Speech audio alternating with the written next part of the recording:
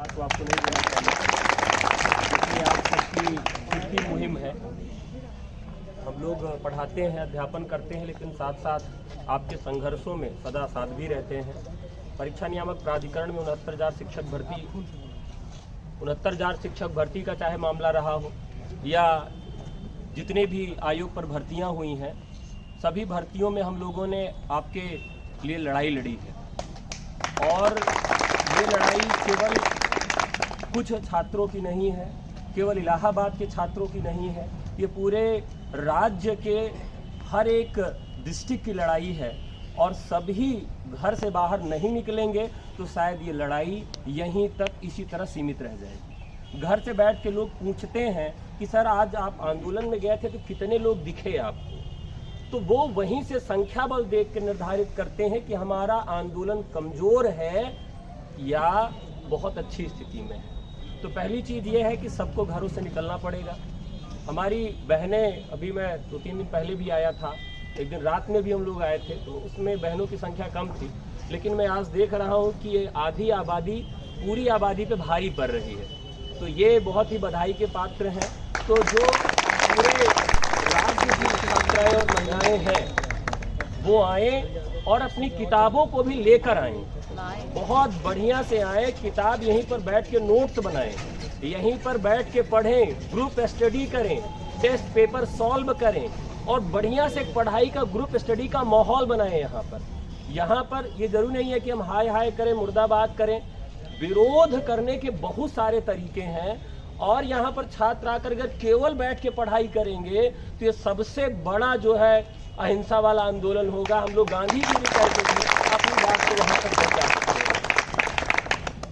बहुत सारे लोग इसलिए नहीं आ रहे हैं कि जो लोग जा रहे हैं वो बहुत पीछे रह जाएंगे। मैं कमरे पे रह के 8 घंटे पढ़ रहा हूँ, परीक्षा तो एक ना दिन होगी ही, परीक्षा तो इनको करवाना ही पड़ेगा। तो भैया आप लोगों को मैं एक बात बता दूं कि इस आयोग का इतिहास रहा है कि ये पहले परीक्षा तिथि घोषित नहीं करता, ज्वाइनिंग के लिए भी आंदोलन चाहता है, नियुक्ति पत्र के लिए आंदोलन चाहता है। जब हम आंदोलन करते हैं तो सहानुभूति में हमको ही नौकरी दी जाती है, हमारा ही नियुक्ति पत्र है, हमको ही ज्वाइनिंग देनी है। लेकिन अब तो एक नया सिस्टम चालू हो गया है कि अब आपको नियुक्ति पत्र बांटे जाते हैं, बुलाया जाता है और आप एकदम पैर छूते हैं और एकदम गदगद हो जाते हैं जैसे वो अपने घर से नौकरी दे रहे हैं। इतना खुश हो जाते हैं कि अरे बाबा जी ने हमको नौकरी दे दी। भाई आप नौकरी नहीं दे रहे हैं, हम योग्य थे, हम परीक्षा दिए, इंटरव्यू दिए, तब हमारा चयन हुआ है। तो हम इस लड़ाई में हैं, हम अपनी लड़ाई में हैं। और लोग क्या कहते हैं, अरे भाई ये टीजीटी बीजीटी का मामला है, हम क्यों जाएं। तो अगर इसमें एसएससी वाले भी आएंगे और भी प्रतियोगी आएंगे जो इलाहाबाद के हैं तो हम भी उनके साथ आएंगे, क्योंकि आज ये समस्या सबकी समस्या है। अभी आप देख रहे हैं कि उन्होंने कई आयोगों के साथ इस तरह से किया है। आज समाचार पत्रों में आया हुआ है कि हायर एजुकेशन कमीशन जो उच्चतर सेवा आयोग है वहां की परीक्षा ये फरवरी में करवाने जा रहे हैं। वहां पर भी सदस्यों की पूरी संख्या नहीं है, तो वहां ये परीक्षा करवा सकते हैं। टीजीटी जीव विज्ञान का रिजल्ट जारी कर सकते हैं, वहां पर अभी कुछ रिजल्ट जारी किए गए हाईकोर्ट के निर्देश पर। तो जब ये सब कुछ हो सकता है, संवैधानिक और वैधानिक तरीके से हो रहा है, तो यहाँ पर परीक्षा नहीं हो सकती है। क्यों नहीं हो सकती है? क्योंकि ये चाहते हैं कि हम संवेदना में आए और इनको कह दे कि मैंने आपके लिए, आपकी वजह से मैंने कह दिया कि ठीक है जाइए। यहाँ जो महोदय जी बैठे हैं ये अभी क्या कह रहे हैं कि अरे अभी कोई दिक्कत नहीं है, 20-50 लड़के आते हैं, हम संभाल ले रहे हैं, आप अपना देखिए, यहाँ कोई टेंशन नहीं है। तो टेंशन नहीं है, अब ये कह रहे हैं कि हम संभाल ले रहे हैं।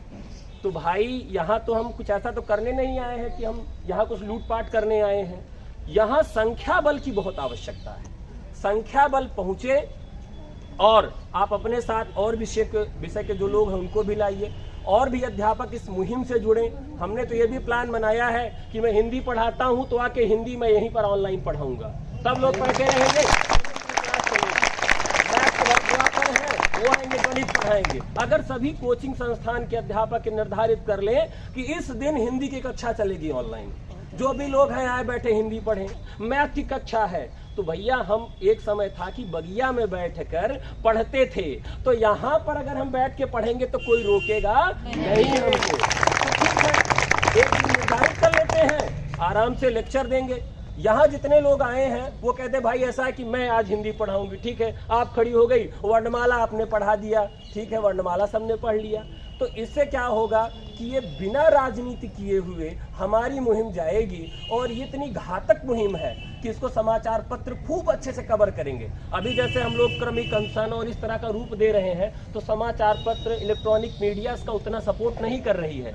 लेकिन जिस दिन ये खबर आएगी कि आज छात्रों ने अब जो है ग्रुप स्टडी किया, टेस्ट पेपर सॉल्व किया, 8 घंटे लगातार बैठकर आयोग के सामने पढ़ाई किए, सब लोग किताब खोले हैं, लगातार पढ़ रहे हैं, सोशल मीडिया पे छोटा छोटा वीडियो चला गया, सब किताब खोले हैं, नोट्स बना रहे हैं, तो कितना बड़ा हाइप क्रिएट होगा सरकार के लिए कि क्या आवश्यकता पड़ गई कि प्रतियोगी जो ठंड में कमरे पर बैठ के पढ़ रहा था, उसको सड़क पर उतर के, आयोग के सामने उतर के, जहां वो केवल इंटरव्यू देने के लिए, डॉक्यूमेंट वेरिफिकेशन करवाने के लिए आता था, आज वो आयोग के सामने आके पढ़ रहा है।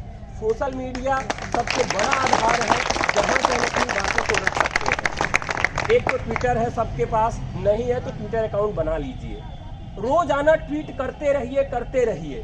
सोशल मीडिया पर जितने लोग हैं यहाँ पर आ जाइए, एक फोटो बना लीजिए, एक वीडियो बना लीजिए। तो सब अगर करते रहेंगे तो पता नहीं किसका वीडियो, पता नहीं किसकी पोस्ट वायरल हो जाए, और वो समाचार पत्रों में वो मतलब जैसे कुछ चीजें होती हैं कि समाचार पत्रों को कवर करना ही पड़ता है। वो सरकार भले कह रहे हैं कि भाई आयोग पर कवरेज मत करो, लेकिन जहां उनकी टीआरपी की बात आएगी वो कवर करेंगे। और जब हम अनूठे ढंग से नए तरीके अपनाएंगे अनशन के, तो निश्चित तौर पे हम सफल होंगे।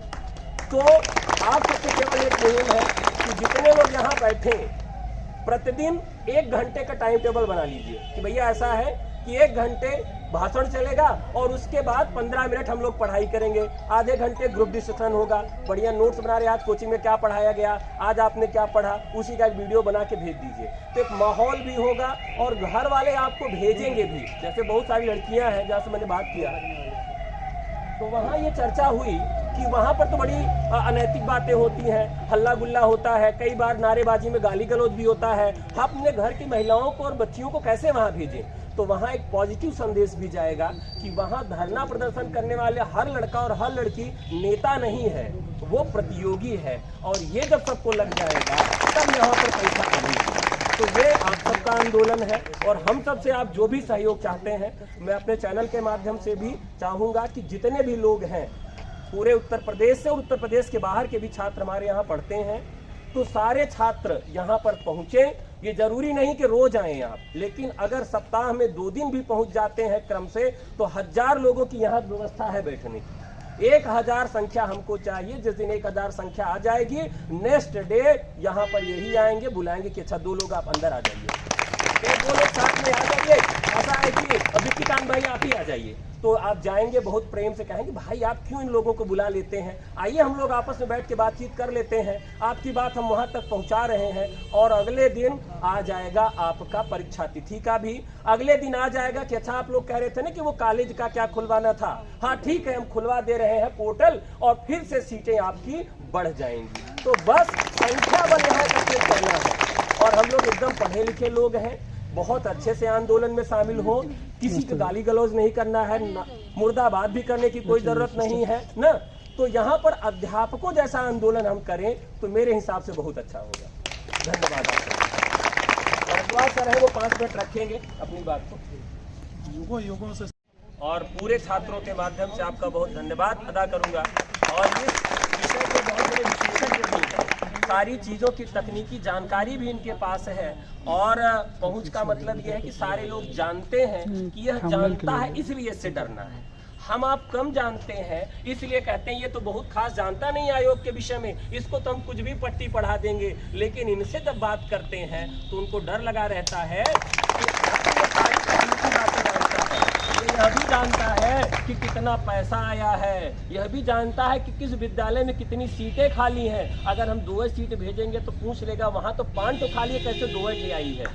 तो ये सारी जो है तकनीकी उनको मालूम है, तो इनसे हम लोग समय समय पर जानकारी प्राप्त करते रहते हैं।